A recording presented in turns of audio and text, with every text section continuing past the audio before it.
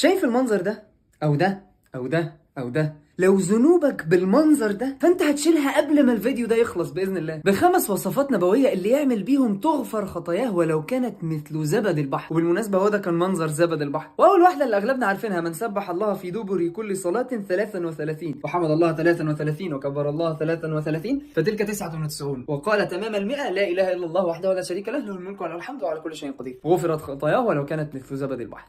تاني وصف: من قال حين يأوي إلى فراشه داخل تنام لا إله إلا الله وحده لا شريك له له الملك وله الحمد وهو على كل شيء قدير، لا حول ولا قوة إلا بالله العلي العظيم، سبحان الله والحمد لله ولا إله إلا الله والله أكبر، وغفرت خطاياه ولو كانت مثل زبد البحر. تالت طريقة: